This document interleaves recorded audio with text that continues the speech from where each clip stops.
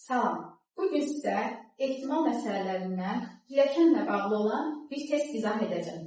Deməli, bizə deyir ki, döşəmədən pilləkənlə qalxan adam hər addımda ya 1 ya 2 pillə qalxır. 4-cü pillənin sınıq olması onun üzərinə çıxmağı mümkünsüz edir.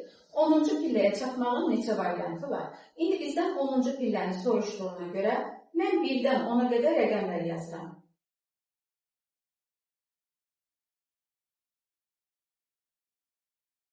Deməli, 4-cü pilləmizdə qırıq olduğuna görə əvvəldən 4-ün üzərindən xətt çəkib, onu 0 adlandırıram. Yəni, bura çıxmağın ehtimalı yoxdur. İndi başlayıram 1-ci pillədən. Bu, çıxan adam 1 pillə və yaxud da 2 pillə qalxdığına görə 1-ci pillədə bizim 1 ehtimalımız var. Yəni, yalnız 1 pillə qalxa bilər. İndi baxırıq 2-ci pilləyə. 2-ci pilləyə o adam ya 1-1 və yaxud da bir dəfəyə 2 pillə qalxa bilər. Ona görə də bizim 2 ehtimalımız olur.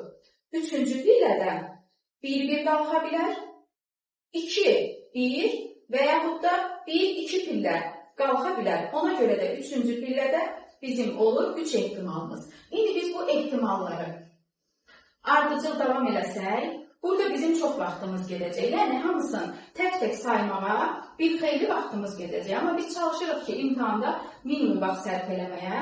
Ona görə də nə edirik? Deməli, burada yadınızdadırsa ardıcıllıq mövzusunda keçmişdik. Fibonacci, yəni özündən əvvəlki 2 ədədin toplanması.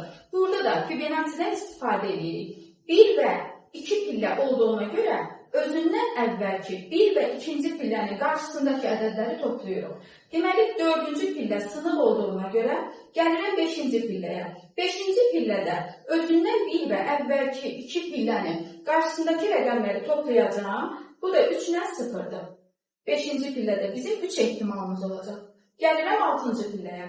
6-cı pillədə 5 və 4-cü pillənin qarşısındakı ədədləri toplayacağım. Yenə də olacaq 3 ehtimalım.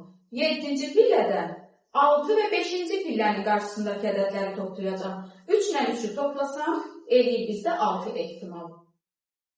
8-ci pillədə olur 9 ehtimalım.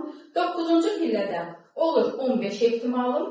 10-cu pillədə 15 ilə 9-u toplayıram, olur mənim 24 ehtimalım. Yəni, bu testin cavabı A variantı 24-dür. İndi burada bizdən 10-cu pilləyə çatmağın neçə variantı olmağını soruşduğuna görə cavab A variantıdır. Amma ola bilər ki, belə bir testdə bizdən soruşa bilər ki, bu pilləkəndə 2 rəqəmli ədədə hansı pillədə çatdıq? Deməli, onu da götürürük 9-cu pilləni. Çünki 2 rəqəmli ədədə 15-ə 9-cu pillədə çatmışıq. Və yaxud da bizdən soruşa bilər ki, 3 rəqəmli ədədə hansı pillədə çatarıq? Onda bu rəqəmləri davam elətdirirəm. Deməli, pilləni artırıram 12, 13, 14. İndi 11-ci pillədə özündən əvvəlki 2 ədədi toplasam, olur bizim 39 ehtimalımız.